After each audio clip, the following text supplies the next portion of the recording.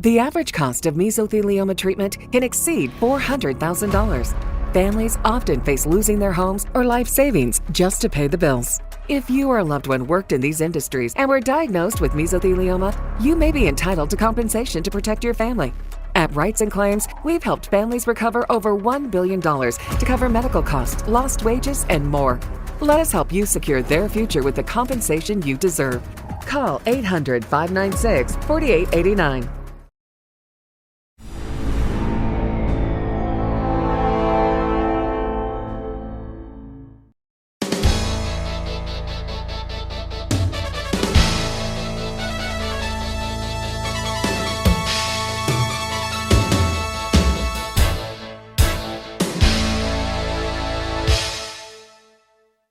Welcome to the Turnpike Sports Spotlight. Dave Weishottle with you. I'm always excited when a new game hits the gaming floor, and one that we're going to talk about right now is something special. It's called Penn and Teller Casino Monte, and it's from Adventura Gaming. We're going to find out all about this great new game and all about Adventura Gaming, because on the line we have the president and co-founder of Adventura Gaming, David Anthony. David, thanks for joining us. Absolutely. Thank you for having me. I told you this off air, but I'm going to tell you on air. Congratulations on Penn and Teller Casino Monte. I think it's one of those innovative games that people and gamblers are going to love. But before we start talking about Penn and Teller Casino Monte, let me ask you about your background. Do you have a background in the gaming industry? Did you develop games for casinos before? I mean, what led you to the creation of Adventura Gaming? Oh, yeah, that's a great question, actually. So personally, I wasn't in the gaming industry as the gambling industry. Mm-hmm. I have a long background, however, in interactive design. The first company that I founded was actually a company that developed the interfaces for DVDs. Oh, so like when you put the DVD, in your player, and all that whole system. And interestingly, one of the things that came out of that was there was a period of, I don't know, maybe about 8 years where we did games on DVD video that you would play with your remote control. And some of them were like movie trivia games. Some of them we did a Major League Baseball trivia game. And they would incorporate some video, but there was also a lot of gameplay. So my whole career, I've been in interactive design, but also with the smattering of gameplay. And, it's interesting because my partner in this is Cinnamon Booth, and she has a big history in gaming. Mm-hmm. And we've known each other since college. So when we put our heads together, we both have this background in the entertainment business. We started thinking, well, what would kind of bring some innovation? And personally, I love the social aspect of table games. I think that it's just a fundamentally interesting and exciting way to gamble, but also to meet people. And you just never know who you're going to meet when you sit down. It can be super fun to share the excitement of winning, and, you just learn about people. And so that was really kind of some of the ingredients that came together. Her background in gaming, mine in interactive and business, actually, as well. And we thought, okay, what could we do? And that's really how Adventura was born. And then we came across the game mechanics of Casino Monte.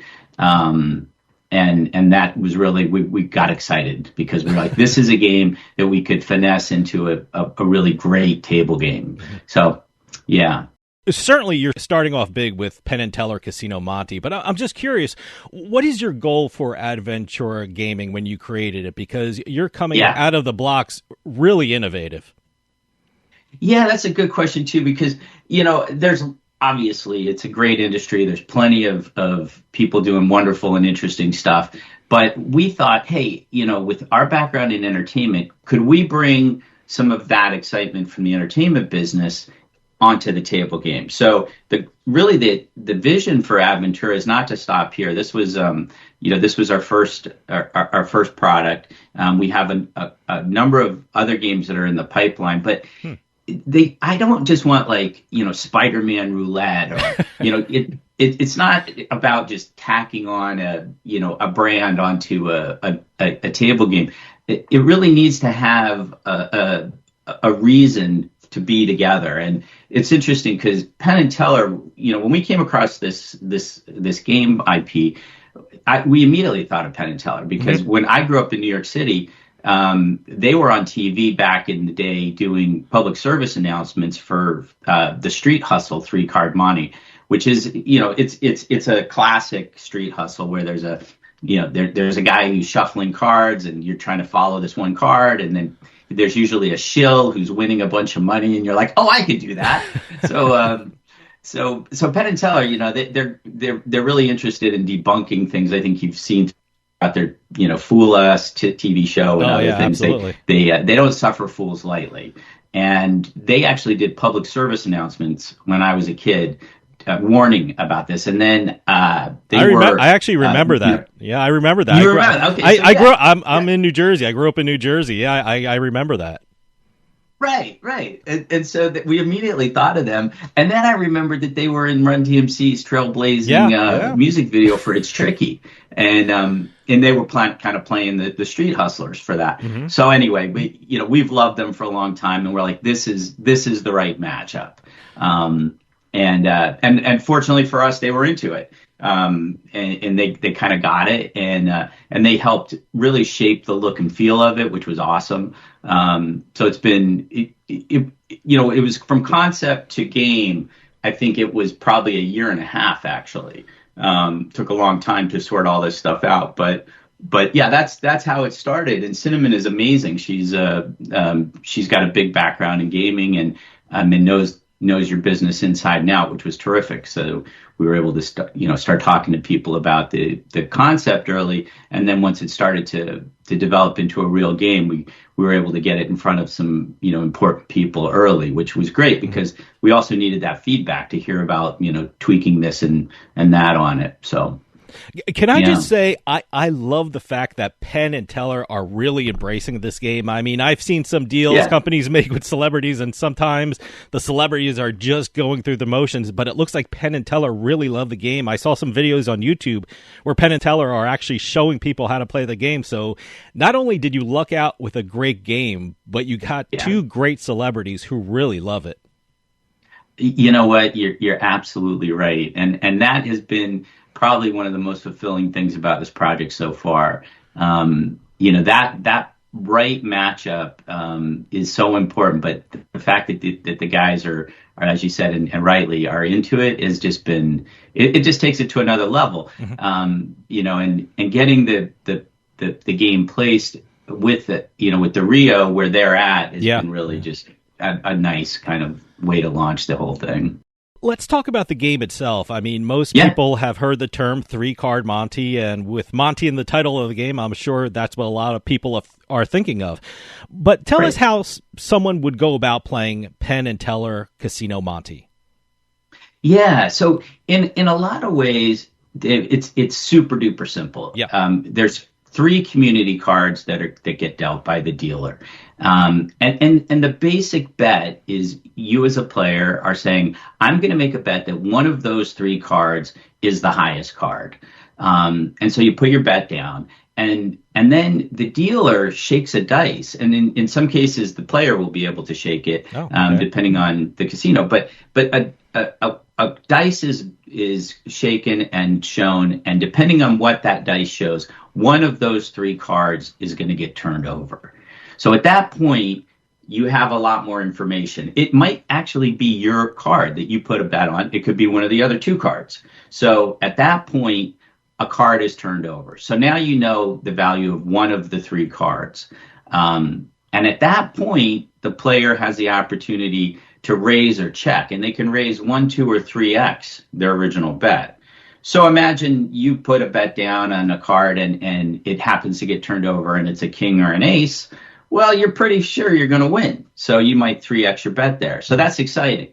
And at that point, if it's not your card, you still know, if it's a 2 or a 3 that shows up, or a 4 or 5, a low card, that's one of the 3 cards is out of the running. So that's the basic gameplay. And then there's a side bet with because you have those 3 cards, they could make a poker hand. So you have a side bet as well. And that's really it. That's as you said, it's a simple game, but it's super fun. I love the fact that you're taking the concept of the 3-card Monte and bringing it into casinos. And I also love the fact that, as you said, you actually have a poker element to this game. I know we have a lot of poker players listening, and I think it's great that you wove that element into the Penn and Teller Casino Monte. I think it increases the audience for this game. Right. Yeah. And from a casino standpoint, the math is, right where it should be. The players, it doesn't take advantage of the player. It's the house odds are somewhere around 4%. So it plays well. It's got a nice payoff, and it plays pretty quick too. So you don't have to wait for a long time to see the results. And everybody seems to be liking that aspect of it. I was telling you off air that the thing that makes Penn and Teller Casino Monte so appealing to me is that it's easy to learn and understand. I work in the gaming industry, and I can't tell you how many times people have come up to me and said, I got a great idea for a table game, and then they explain some complicated process that you have to go through in order to learn and play the game. I always tell them, it's a game that people play late at night and early in the morning, and they shouldn't have to rack their brains trying to understand it. And certainly that's not the case with Penn and Teller Casino Monte. As a game developer, how important is it for you to develop a game that people are able to easily pick up and play right away?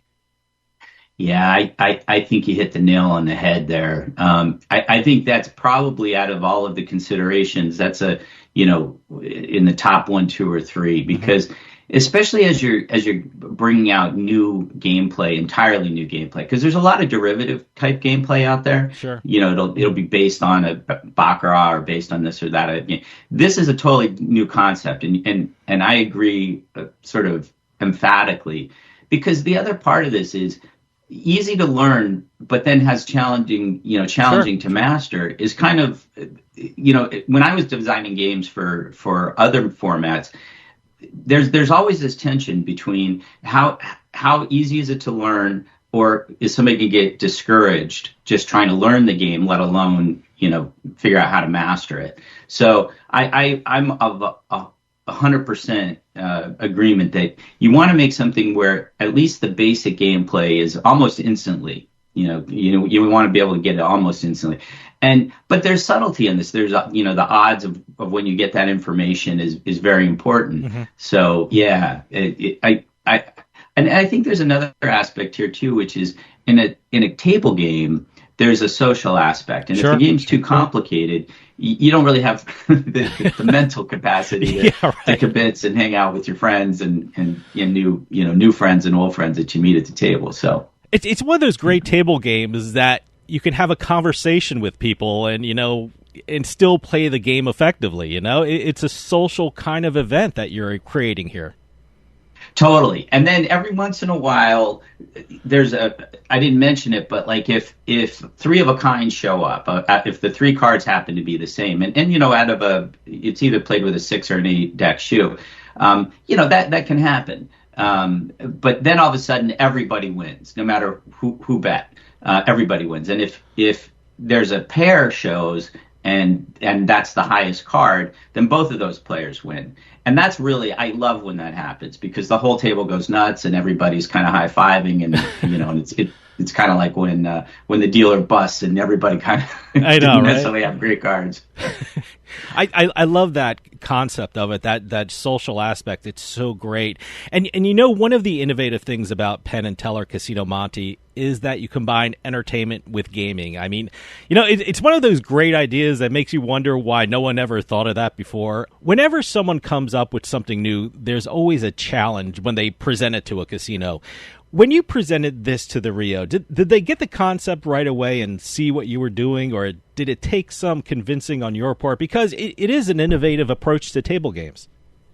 Yeah, no, that's you're right on the money there again, because the one thing, being relatively new to the gaming industry, one of the things I've noticed fairly quickly is that there's a lot of tradition in this business, and there's a lot of I don't want to say anything is like stayed, but there's a lot of thinking like, okay, this is the way we do this. And so, when we walked in and showed this new game, there was a lot of interest because of Penn and Teller, but then there was also, okay, but yeah, how's the gameplay? Because ultimately that's really where the rubber hits the road, right? Mm-hmm. So, and then as we went through the gameplay, then people were like, oh, okay, yeah, it's easy to train. That's another part of, there's the actual business of gaming, and training is a big part of it. They like that. And, from the casino standpoint, the other part that was interesting is that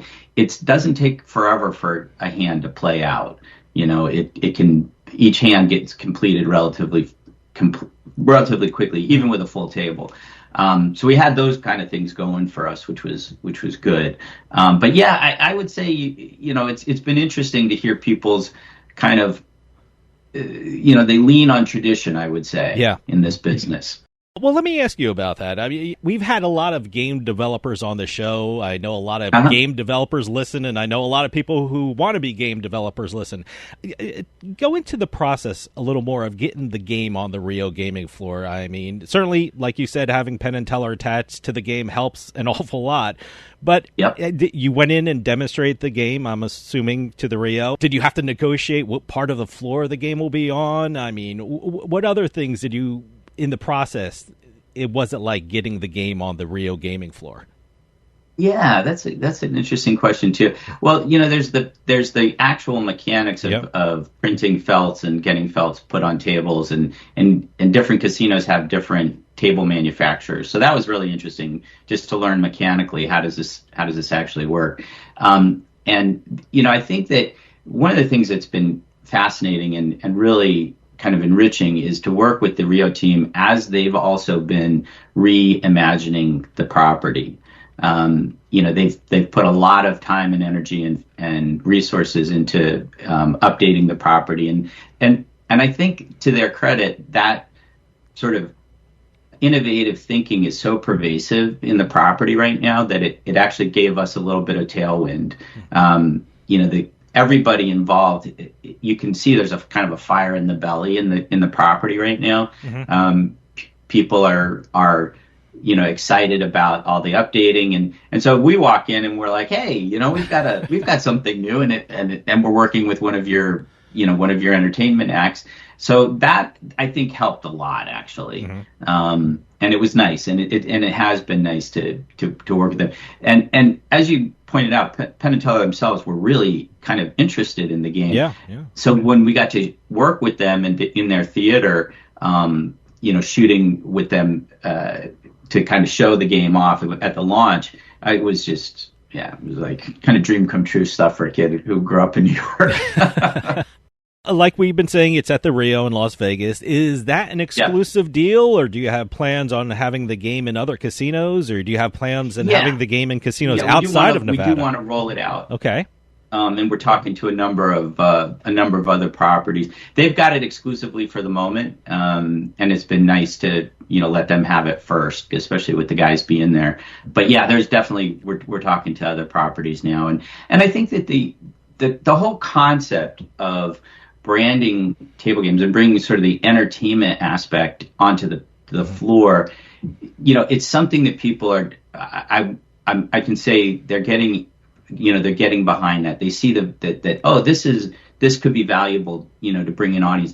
The thing about Penn and Teller specifically is with their TV show, they're going into their, I think, 10th or 11th season of a hit TV show. That show skews pretty young, 18 to 35, and it also skews female. So, one of the things that we talk to properties about is, this also is something that you can use to help promote to a new audience that, isn't sort of the same old. I mean, certainly experienced gamblers love it, and, they like something new and innovative. But, if you're walking through the casino and you see that there's a Penn and Teller game, you might just stop, even if you're not necessarily a table game person. And that's something that's been good. Absolutely. I have to ask this next question because I'm sitting here in New Jersey where we have online casinos and live dealer games online. I mean, and the live dealer games, some of them they actually call game shows because, like me, a lot of people stream the live dealer games from my phone and computer onto my big screen TV. So it's like watching a game show that you can win money on. Are there any plans? Are there any plans to make an online version of Penn and Teller Casino Monte? Because I think a game like this would be incredible online. Oh yeah. I mean, we're definitely thinking about it, Dave. I mean, the part of it that we wanted to see is how people reacted in person, of course. But yeah, because one of the things about a live dealer that's fascinating to us is that this game is played all with community cards. Yeah. So if you have a game like 21, or blackjack or something, your live dealer is limited to the number of seats because the player interacts with their hand. Yeah. Well, in this case, it's all community cards. So, we're looking into that, and I agree. I think what is it, about 6 states now, right? That are That are. By the way, I'm saying that because it's a selfish question, because I can't wait to lay in bed and with my iPhone and just play it online. So that was a selfish question on my part. Totally. But I got to ask you, you mentioned the reaction. I mean, Penn and Teller Casino Monte has been out for a little over a month now, I guess. What has been the feedback that you've been receiving about the game? People really like it. Yeah, that's what we're getting. We're obviously super interested in how people play it and what their experience is. We've done some live on the scene focus grouping with players, and by and large they're super interested. They like it. The other thing that we're hearing is that it plays fast, and they can they can get through a number of hands, and they like that. So so far good. And I think I mentioned that the idea for the company is to develop a portfolio of these kinds of games that casinos can kind of pick and choose from. So that they can have like a number of options, and that's kind of where we're heading. Well, let me ask you about that. Do you think Penn and Teller Casino Monte is a glimpse into the future of table games? I mean, what Adventura Gaming has done is so innovative, combining entertainment and gaming. Do you think we're going to see more and more table games like that in the future? I really do, and I'll tell you why I think that. I mean, obviously, there's a long history in slot machines, and some are, some have had better runs than others, of course. But I think what it showed was that there's an appetite for, familiarity, and you see a game show branded slot machine, and you remember the game show. I think the other sort of aspect to this is that bringing the entertainment sort of factor to the table, you have to get a couple of things right. You have to get the gameplay and mechanics right. You have to get the adjacency to the brand correct, and then you also have to have a sort of a winner, a game that people enjoy and will play long term. And so I think that's one of the reasons it's been difficult for companies to go to this place, because, the regulatory is long. And what I mean to say is, like, with a slot machine, essentially what you're doing is spinning wheels. Yeah. And it's a variation on that. Nothing wrong with that, of course. But you're not breaking necessarily new ground in that area. So adding a brand is, it's sort of a progression. Well, with this, it's kind of out of whole cloth. And we had to come up with a game. We have to come up with, as I said, all these different aspects have to come together. But when they come together right, like I said, somebody walking by, she's, hasn't necessarily played a table game, sees Penn and Teller, and she's like, oh, I know them. Let's, at least the curiosity factor brings them. And then they need to actually enjoy the game. But, I think it's not, it's no mystery. I think a lot of the properties are looking for new things that attract new audiences to the casino, and that's kind of where we sit. Is we want to bring some excitement. We want to bring a new audience that isn't necessarily used to playing table games, but is interested in the brand pulls them in. But yeah, and I think there's a lot more room too. I mean, we're interested in adding a progressive element to our games. We're interested in maybe even some hybrid stuff where there is maybe even electronic component to a table game. we realize that we got to take it in steps, though. People need to become familiar with the idea, the basic idea. But yeah, we got a lot of ideas up our sleeve. Well, let me ask you about that. We're speaking of the future. What can we expect from Adventura Gaming coming up? I mean, do you have games or products that you have planned for the coming year that you can share with us and tell us what we can expect from Adventura Gaming? Yeah, I wish we could make any announcements, but we do have a pipeline. Okay. And we have a number of games that are in development. As I said, the two biggest challenges that we have is gameplay that we believe in, and that we think is going to go the distance, and then bringing in the right brand to build it, to build the partnership with. And as you saw, they really are partnerships. Sure. Penn and Teller are amazing. They get it. They're such consummate pros too, and showmen, which is just, it's a joy for somebody like me. But that adjacency, of getting the right game with the right sort of celebrity brand, it's not cookie cutter at all. So yeah, but to answer your question directly, we're hoping to have another release in the fall. I say hoping because we're still tying up parts of it, but yeah, if we can release a couple games a year, I think we're going to be in good shape. David, we're running out of time, but do you have a website that you can give out so people can learn more about Adventura Gaming and also about Penn and Teller Casino Monte? Yeah, sure. So AdventuraGaming.com is our website, and then the Rio actually has the rules and a bunch of information on their website under the table game section. So Penn and Teller Casino Monte is all the rules and how to play it is right on the Rio's website. David Anthony, president and co-founder of Adventura Gaming, thank you so much for coming on and telling us all about Penn and Teller Casino Monte, which you can play right now at the Rio in Las Vegas. It's an incredible concept for a game, and I can't wait for what Adventura Gaming has in store for us next. So please come back on and keep us updated about what's happening with Adventura Gaming. Thanks for your time. Thank you. Absolutely, and thank you so much for having us and having Adventura Gaming on your show. Appreciate it. Thank you. That'll do it for us this week. We'll see you next time on the Turnpike.